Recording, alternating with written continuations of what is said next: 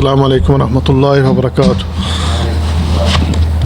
الحمدللہ رب العالمین، الصلاۃ والسلام علی رسولہ الکریم وعلی آلہ وصحبہ اجمعین وبعد۔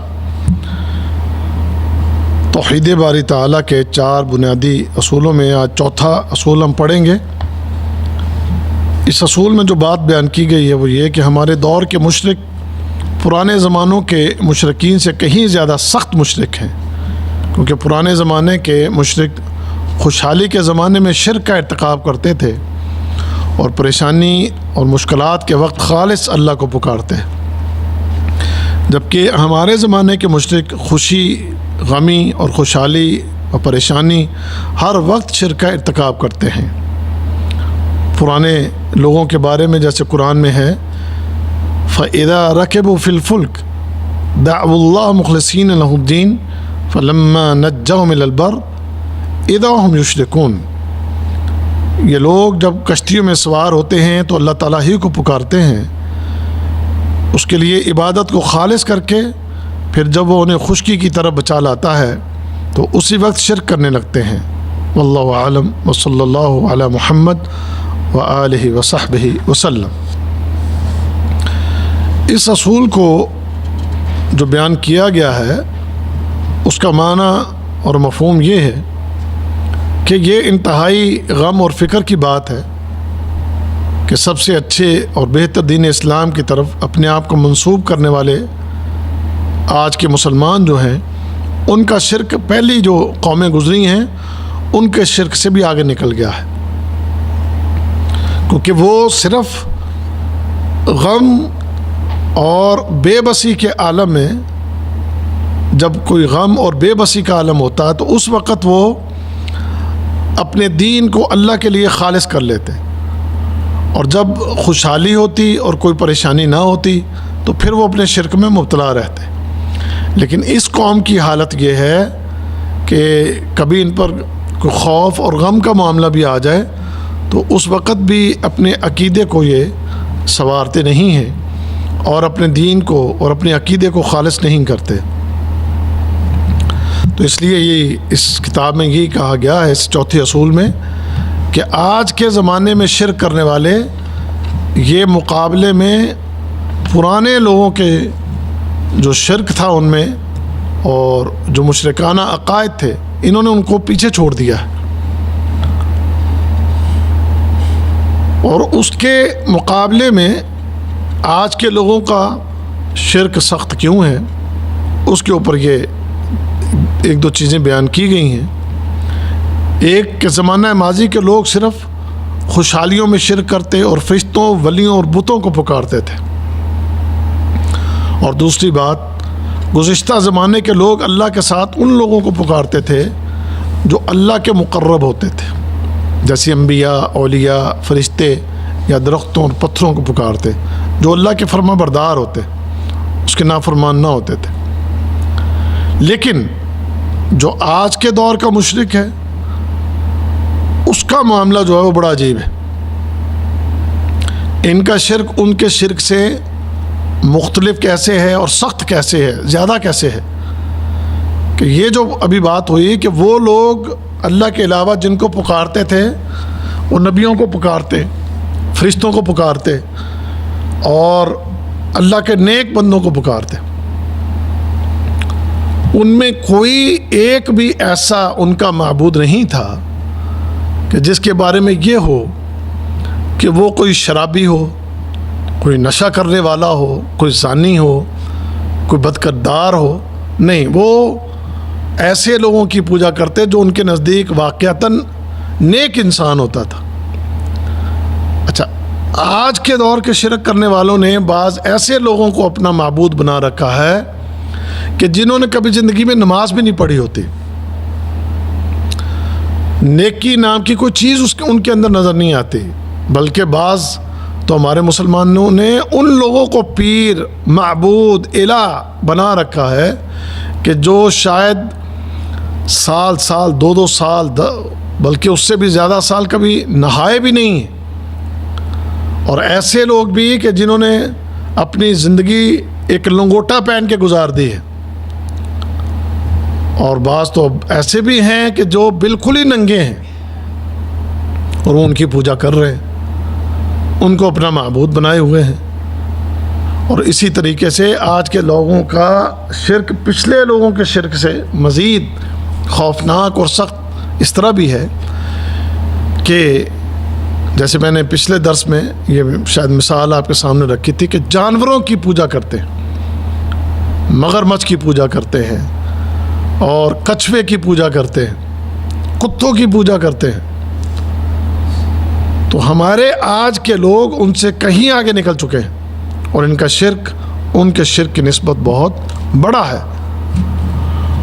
اللہ اکبر۔ اور دوسری ایک جو بات یہاں بیان ہوئی ہے وہ یہ کہ پچھلے دور کے مشرک جو تھے وہ اس وقت اپنے دین کو خالص کر لیتے تھے کہ جب کبھی کوئی مصیبت آتی، کوئی پریشانی کا معاملہ ہوتا، تو اس وقت وہ سب کو کہتے تھے کہ بھئی اب اللہ کے سوا کسی نے نہیں بچانا، یہ مورتیاں، یہ بت اور یہ ہمارے معبود اس وقت یہ کام نہیں آئیں گے۔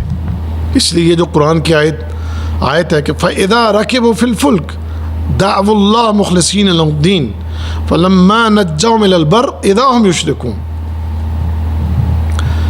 جب یہ لوگ کشتیوں میں سوار ہوتے ہیں تو اللہ تعالیٰ ہی کو پکارتے ہیں، اسی کے لیے عبادت کو خاص کرتے ہیں، اور جب انہیں اللہ تعالیٰ خشکی پر بچا کر لے آتا ہے تو اسی وقت شرک کرنے لگتے ہیں۔ علامہ ابن کثیر رحمہ اللہ فرماتے ہیں اللہ تعالیٰ نے مشرکین کے بارے میں خبر دی کہ وہ مجبوری اور پریشانی کی حالت میں صرف ایک اللہ ہی کو پکارتے تھے کہ جس کا کوئی شریک نہیں، تو یہ ان سے ہمیشہ کیوں نہیں ہوتا؟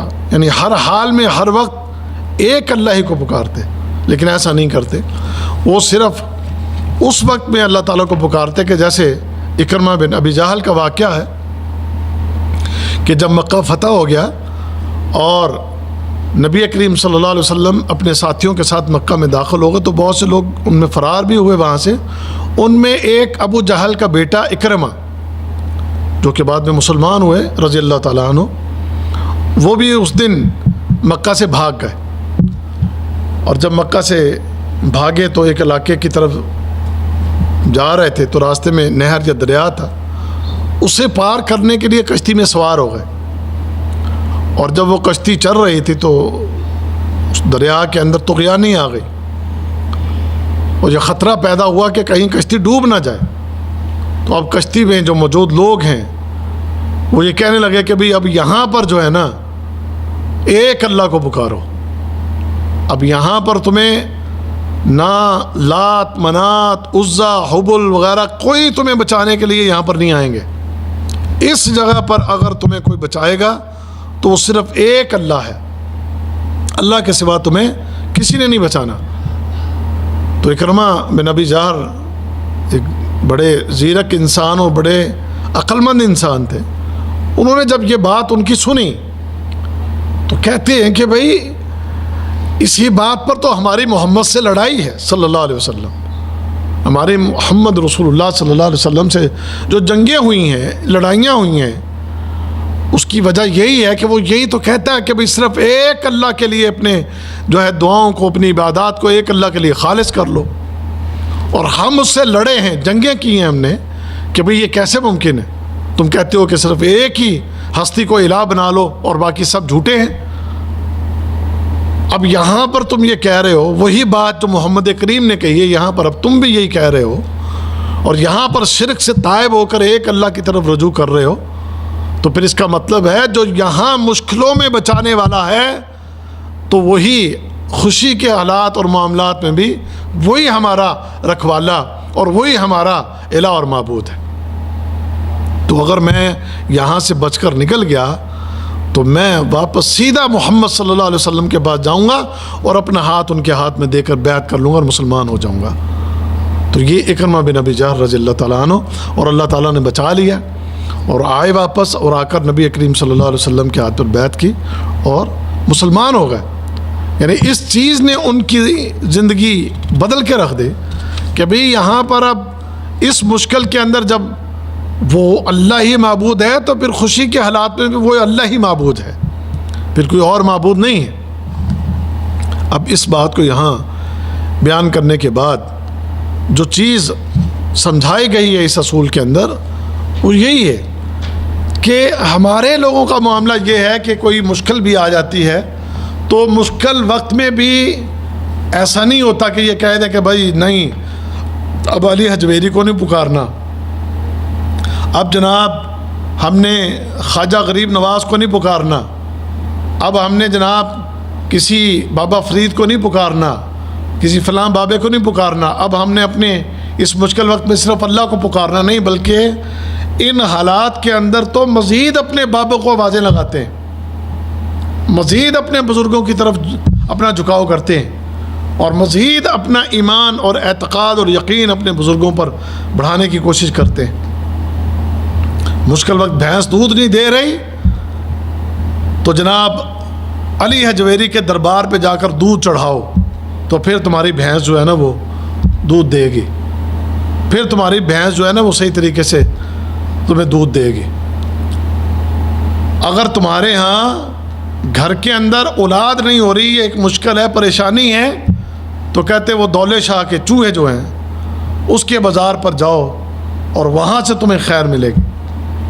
اور کبھی آسمان پر بجلی چمک رہی ہو تو پھر اس وقت میں چمکتی ہوئی اور گرجتی ہوئی اس بجلی کے اندر، میں نے خود اپنے کانوں سے سنا ایک جگہ بیٹھے ہوئے کہ ایک بزرگ بیٹھے بڑی عمر کے، تو جب بجلی بڑے زور سے گرجی ہے تو ایک دم آواز لگائے حق یا فرید۔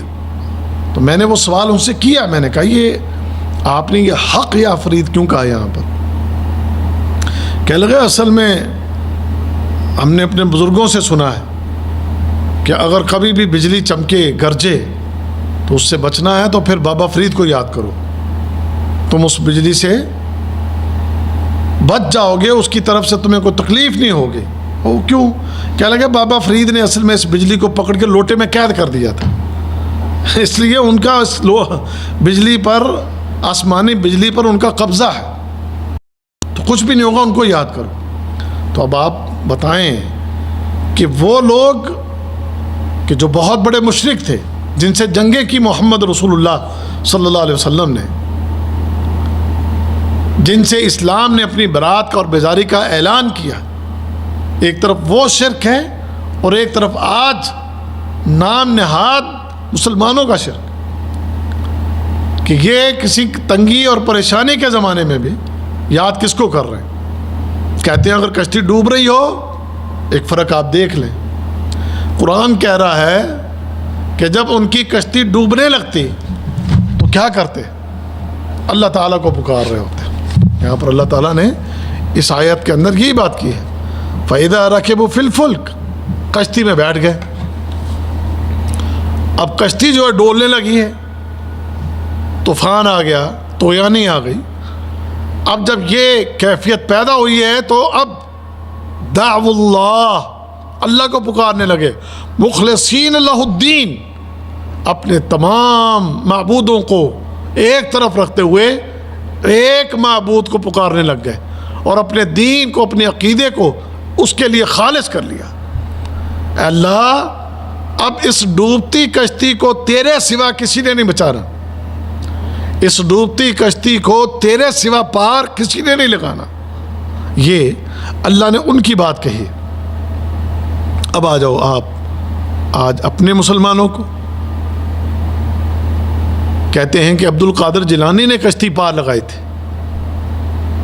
باقاعدہ قوالیاں ہیں، نعتیں بنی ہوئی ہیں، نعت تو نہیں کہتے ہم اس کو، قوالیاں بنی ہوئی ہیں، اور شاعری کرتے ہوئے کہ میری کشتی پار لگا دینا۔ کشتیاں پار لگانے کے لیے کن کو پکار رہے ہیں؟ محمد کریم صلی اللہ علیہ وسلم کو یا عبد القادر جیلانی کو؟ کہتے جی عبد القادر جیلانی رحمہ اللہ نے 12 سال ہو چکے تھے کشتی کو بارات سمیت ڈوبے ہوئے، تو 12 سال کے بعد عبد القادر جیلانی نے وہ کشتی باہر نکال دی تھی، نہ صرف کشتی باہر نکال دی بلکہ ڈوبے ہوئے لوگ بھی زندہ کر دیے، ان کو بھی باہر نکال دیا۔ تو یہ آج فرق دیکھ لیں آپ، اللہ ان کے اس وقت کے مشرکوں کے عقیدے کو بتا رہا ہے کہ ان کا یہ تھا معاملہ کہ کشتی ڈوبنے لگتی تو پھر یہ نہیں کہتے تھے بہول حق بیڑا دھک یا فلاں سرکار بیڑا پار لگا دے، میری کشتی پار لگا دے، نہیں، دعو اللہ، یا اللہ یا اللہ یا اللہ رحم کر، یا اللہ ہمیں بچا لے، یا اللہ ہماری کشتی پار لگا دے۔ اس وقت کا مشرک اس وقت میں یا اللہ اور یا اللہ کی صدائیں، اور آج کے دور کا شرک کرنے والا وہ غیر اللہ کو پکار رہا ہے مدد کے لیے کہ میری کشتی پار لگا دیں، میرے جہاز کو پار لگا دیں۔ سمجھ گئے نا؟ آسمان کی بلندیوں پر ڈولتا ہوا کبھی جہاز، جھٹکے کھاتا ہوا جہاز، اس وقت میں بھی بعض ظالموں اور جاہلوں کو اللہ یاد نہیں آتا، اس وقت بھی بعض کو پیر ہی یاد آتا ہے۔ سمجھ گئے؟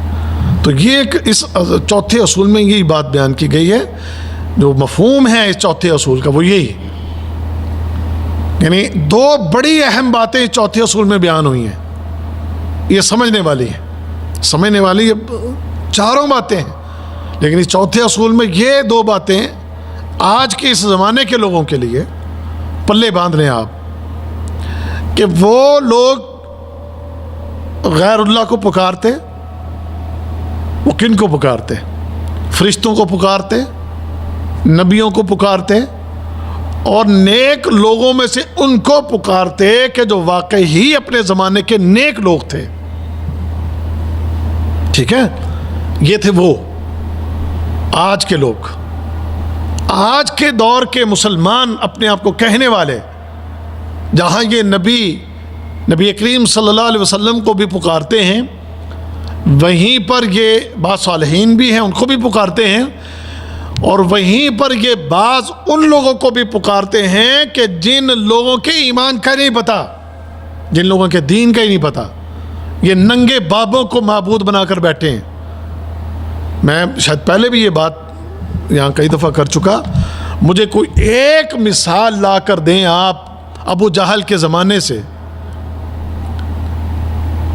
یا پیچھے بھی آپ چلے جائیں نوح علیہ السلام کے زمانے تک آپ چلے جائیں، کہ پچھلے زمانے کے مشرکوں نے کہیں ننگوں کی پوجا کی ہو، ننگے پیروں کی، ننگے بابوں کی، بھانگ چرس پینے والے اور شرابیں پینے والے بزرگوں کی کبھی انہوں نے پوجا کی ہو۔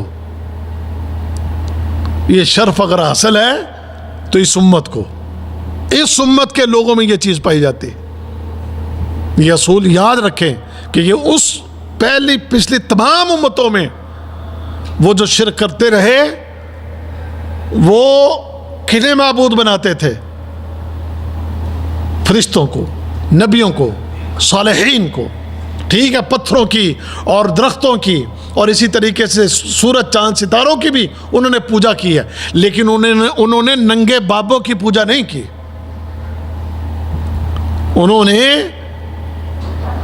کسی شرابی زانی کی انہوں نے پوجا نہیں کی۔ سمجھ گئے نا؟ انہوں نے پوجا اگر کی ہے تو ان کی جن کا میں نے عرض کیا۔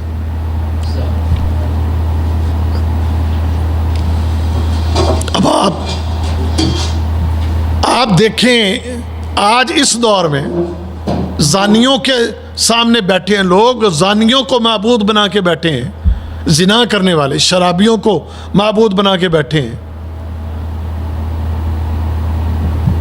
عورتوں کے ساتھ بدتمیزی کرنے والے، بے حیائیاں کرنے والے، فحاشیاں کرنے والے، ان کو اپنے معبود بنا کے بیٹھے ہیں۔ صالحین کے پاس نہیں جا رہے، بدماشوں کے پاس، بے دینوں کے پاس، بے نمازیوں کے پاس، شراب پینے والے، نشے کرنے والے۔ آپ کبھی جائیں، اگر آپ میں سے کبھی کسی کا اتفاق ہوا ہو، یہ جو بڑے بڑے نام ہمارے ملکوں میں، علی حجویری کا لاہور کا دربار ہے، آپ کہیں ان کے تہہ خانوں میں جائیں،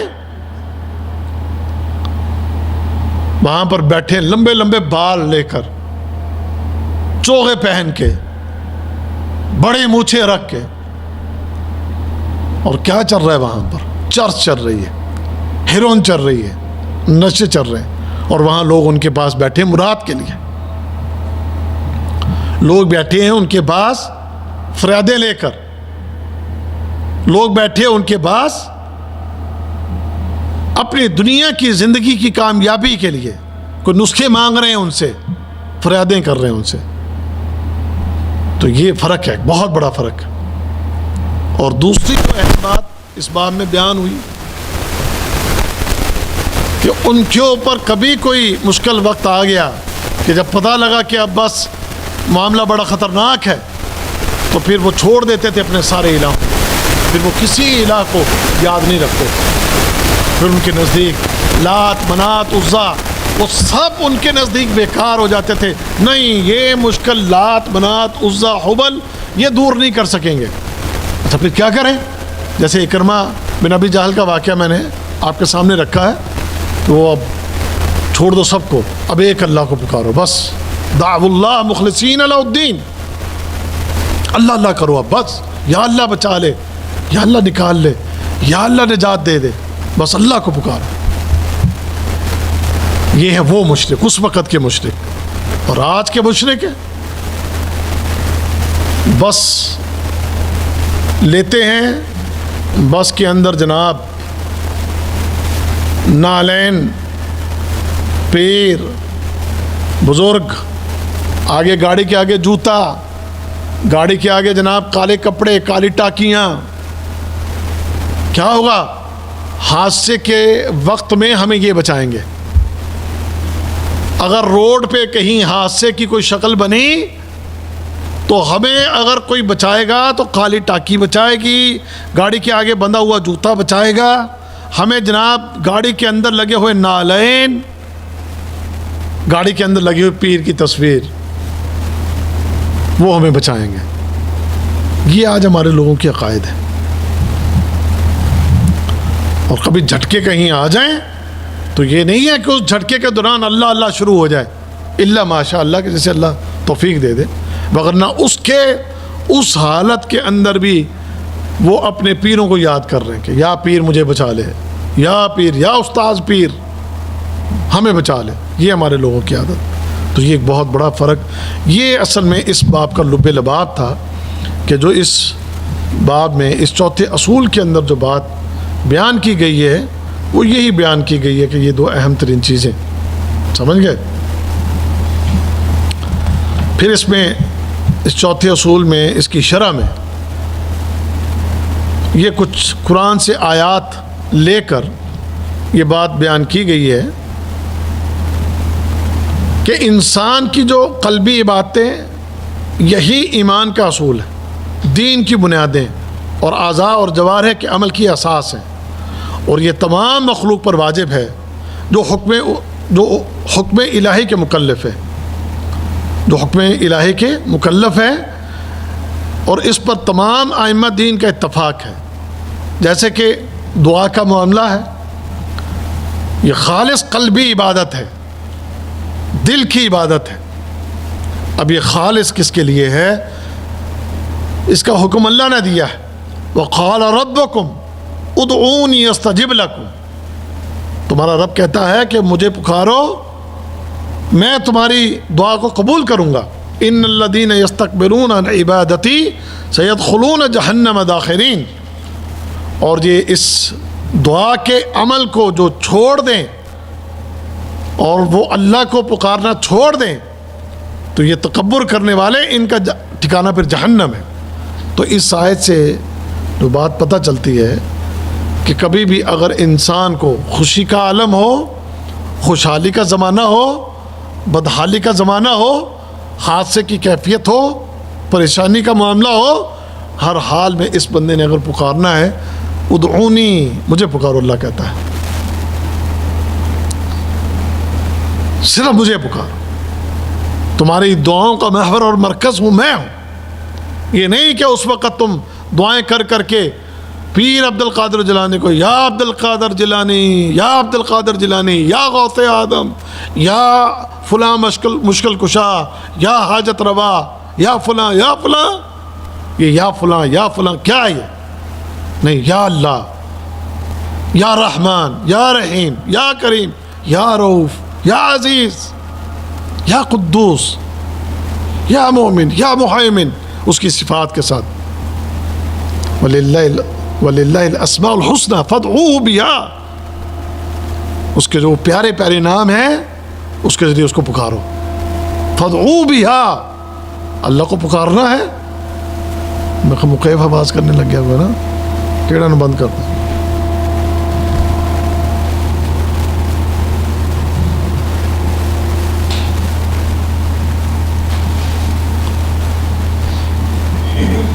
تمہاری یہ پکار بس وہ اللہ کے لیے، اللہ کو پکارو، اس کی صفات کے ذریعے اس کو پکارو. تمہیں رزق چاہیے، یا رزاق، یا رازق، کہ مشکل میں پھنس گئے ہو، یا فتاح،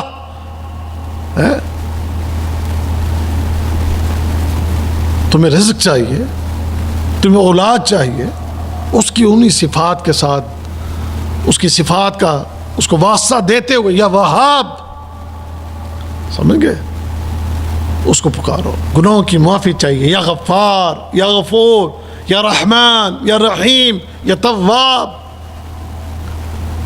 لیکن یہ نہیں ہے کہ تمہاری پکار تمہاری زبان پر کسی غیر اللہ کے نام اس وقت دعا کے وقت ہوں، اس کی اجازت نہیں. پھر اس کے بعد اذ تستغیثون ربکم فاستجاب لکم انی ممدکم بألف من الملائکۃ مردفین. اس وقت کو یاد کرو کہ جب تم اپنے رب سے فریاد کر رہے تھے، پھر اللہ تعالیٰ نے تمہاری سن لی کہ میں تم کو 1000 فرشتوں سے مدد دوں گا جو لگاتار چلے آئیں گے. سمجھ گئے نا؟ یعنی بدر کے اندر پکارا جا رہا ہے، اللہ کے نبی بھی پکار رہے ہیں، تو کس کو پکار رہے ہیں؟ اللہ تعالیٰ کو پکار رہے ہیں. اور اللہ کے نبی کے ساتھ 313 جو ہیں وہ بھی اگر اس وقت پکار رہے تھے، دعائیں کر رہے تھے، تو کس کو پکار رہے تھے؟ اللہ تعالیٰ کو پکار رہے تھے. تو پھر اللہ تعالیٰ کیا فرماتے ہیں؟ ہاں، اس مشکل ترین گھڑی میں، اس تکلیف کی گھڑی میں تم مجھے یاد کر رہے ہو، مجھے پکار رہے ہو، تو سنو پھر میری مدد آئی. 1000 فرشتوں کو آسمانوں سے نازل کر دیا. یہ لو، سمجھ گئے نا؟ یہ اللہ کی طرف سے دعاؤں کی قبولیت. یعنی اللہ بتاتا ہے کہ جب تم مجھے خالص ہو کے پکارتے ہو تو میں پھر تمہاری پکار کو سنتا ہوں اور تمہاری ضرورت اور حاجت کو پورا کرتا ہوں. پھر فمن كان يرجو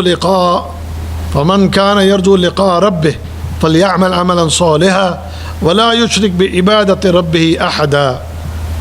جب تمہیں پتہ ہے کہ اب تمہاری ملاقات اللہ تعالیٰ سے ہونی ہے، پھر نیک عمل کرو، یہ شرک مت کرو، یہ اپنی مشرکانہ زندگی کو ترک کرو، تمام شرکیہ اعمال سے کنارہ کشی اختیار کرو، نیک عمل کرو. اور نیک عمل وہی ہے جو خالصتاً اللہ کے لیے ہو، اللہ کی رضا کے لیے ہو. وہ نیکیاں تم کرتے رہو اس امید کے ساتھ کہ تمہیں ایک دن اللہ سے ملنا ہے. اور تمام قسم کے شرک تمہارے ظاہر، تمہارے باطن، تمہارے قلب، تمہارے کسی بھی جسم کے عضو سے کوئی ایسی شرکیہ چیز ظاہر نہ ہو. پھر اس کے بعد اگلی آیت فلا تخافون وخافون ان کنتم مؤمنین. اور مت ڈرو تم ان کافروں سے، تمہیں اگر ڈرنا ہے تو صرف اور صرف میرا ڈر تمہارے دل کے اندر ہونا چاہیے. اور جب ایک بندے کا ایمان اللہ کی ذات پر ہو، جب اس کو پتہ ہے کہ میں کسی غیر اللہ کو نہیں پکارتا، میرا ایمان، میرا یقین اس ایک ہستی پر ہے کہ جس نے پوری کائنات کو بنایا ہے، جو میں اس وقت جو بھی لفظ نکالوں اس کو سنتا ہے، اور وہ اس بات پر قادر ہے کہ اپنے جس رنگ، جس انداز میں چاہے میری مشکل کو حل کر دے. جیسے پیچھے ہم آیت پڑھا ہے کہ مدد اتارنے پر آتا ہے تو فرشتوں کو اتار کے مدد بھیج دیتا ہے. کسی کی مدد کرنا ہو تو اپنی مخلوق میں سے کسی بھی مخلوق کے ذریعے مدد کر دیتا ہے. یہ اس کے انداز ہے، اس کے رنگ ہے. اب اگر تمہیں اللہ کی آسمانوں سے آنے والی مدد پر ایمان ہے تمہارا اور یقین ہے، اللہ اکبر کبیرہ، تو پھر تمہیں کسی کا ڈر نہیں ہونا چاہیے، کافروں کا ڈر تمہارے دل میں نہیں ہونا چاہیے، اور کہ ان کافروں کے ڈر سے اللہ پر ایمان کمزور رکھتے ہوئے کہیں انہی کے دین کو یا انہی کی شریعت کو یا انہی کے رنگ کو کہیں اختیار نہ کر لو تم، اور ان کا ڈر اپنے دلوں سے نکالو۔ تمہارا ایمان تمہارے اللہ پر ہے تو پھر تمہارے دل میں کسی اور کا کوئی ڈر نہ ہو۔ پھر ایسے لوگوں کی یہ صفت ہے، انہم کانوا یسارعون فی الخیرات ویدعوننا رغبا ورہبا وکانوا لنا خاشعین۔ وہ لوگ کہ جو نیک ہیں وہ نیکی کی طرف تیزی دکھاتے ہیں، نیک اعمال میں سبقت لے جانے کی کوشش کرتے ہیں، اور وہ پکارتے ہیں اپنے اللہ کو ڈر کے ساتھ، خوف کے ساتھ، طمع کے ساتھ، اور اللہ سے وہ ڈرتے ہیں۔ کبھی کوئی مومن اور مسلمان اپنے دین اور اپنے ایمان کے اعتبار سے کسی بھی درجے پر پہنچ جائے، اس کے دل میں اپنی عبادت کے حوالے سے کبھی تکبر اور کبھی غرور اور گھمنڈ پیدا نہیں ہوتا کہ میں تو بہت ہی بڑا نیک انسان ہوں، میں جی 5 وقت کی نماز نہیں پڑھتا، میں 7 نمازیں پڑھتا ہوں۔ کون جی؟ کون سی؟ 5 تو فرض ہو گئی، چھٹی جی تہجد پڑھتا ہوں، 7ویں اشراق پڑھتا ہوں، میں جی عمرے بڑے کرتا ہوں، میں جی حج بڑے کرتا ہوں، میری داڑھی بہت لمبی ہے، میں قرآن 4 5 جو ہے پارے ایک دن میں پڑھ جاتا ہوں۔ وہ تکبر نہیں، نیکیوں میں آگے سے آگے بڑھیں گے، لیکن اس کے باوجود ڈر، خوف، خشیت ان کے اوپر طاری ہوگی۔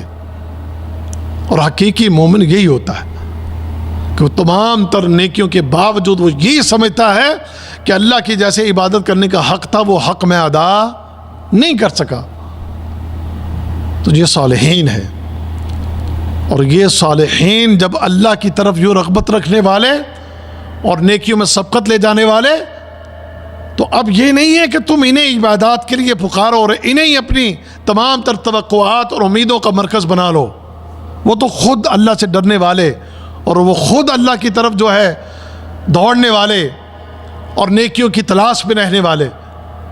تو تم نے اگر کچھ بننا ہے، کچھ پانا ہے، تو ان کی سیرت کو اختیار کرو، اور انہیں اپنے معبود مت سمجھو کہ وہ تمہارے معبود ہیں، اور نہ وہ اپنے دلوں میں کوئی گھمنڈ پیدا کریں کہ وہ کوئی بہت بڑی چیز ہے۔ تو یہ چیزیں جو ہیں، لیکن ہم جانتے ہیں کہ آج جس دور میں ہم گزر رہے ہیں، اس دور کے اندر کوئی تھوڑا بہت نمازی بن جائے تو اس کے اندر ہی بڑا تکبر ہوتا ہے، وہی اپنے آپ کو بڑی چیز سمجھتا ہے کہ میں تو بہت پہنچا ہوا آدمی ہوں، سمجھ گئے نا۔ یہ ہمارے ایک پاکستان میں ایک وہ پھونکوں والی سرکار ایک بڑی مشہور ہے، بڑے اس کے کلپ چلتے ہیں، اس کو بس یہ ہے جی کہ میں ختم نبوت کا چوکیدار ہوں، تو میری تو اوپر تک لگی ہوئی ہے، اور میں صرف پھو کرتا ہوں اور لوگ ٹھیک ہو جاتے ہیں۔ کہیں سے کسی کا کیل نکال رہا ہے، کسی کے تارے نکال رہا ہے، کسی کا کچھ کر رہا ہے، پتہ نہیں وہ کیا ڈرامے بازی ہے، واللہ عالم۔ ویڈیو بن رہی ہے، اب اللہ کے بندے سب کچھ ہو سکتا ہے، کیا کرتب نہیں ہو سکتے، سارے کرتب ہو سکتے ہیں، لیکن دنیا بیوقوف بن رہی ہے۔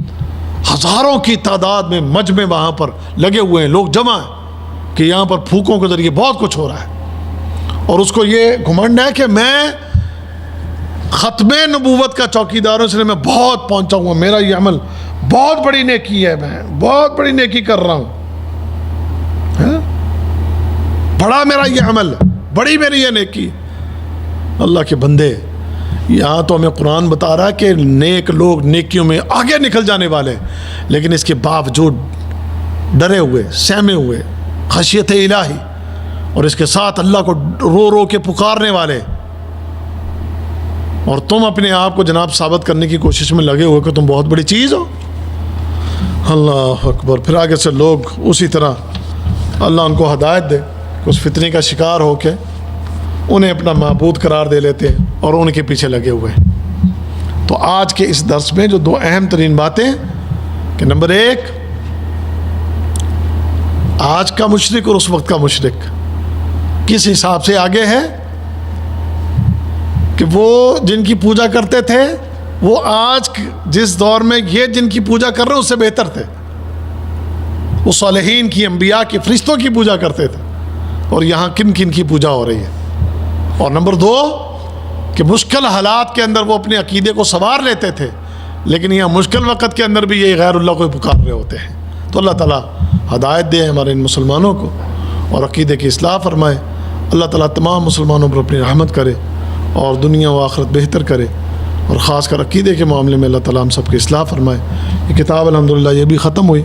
توحید کی 2 اہم کتابیں آپ نے ختم کر لیں، ایک اصول ثلاثہ اور دوسرا توحید کے بارے میں یہ 4 اصول جو تھے، یہ 2 کتابیں آپ کی ختم ہوئیں. تیسری عقیدے کی کتاب کشف الشبہات وہ آئندہ درس میں شروع ہوگی، جو آئندہ پیر کے دن درس ہوگا انشاءاللہ. اللہ تعالیٰ عمل کی توفیق دے اور اپنی بارگاہ میں قبول کر لے. سبحانک اللہم و بحمدک اشہد ان لا الہ الا انت استغفرک و اتوب الیک. السلام علیکم ورحمۃ اللہ وبرکاتہ.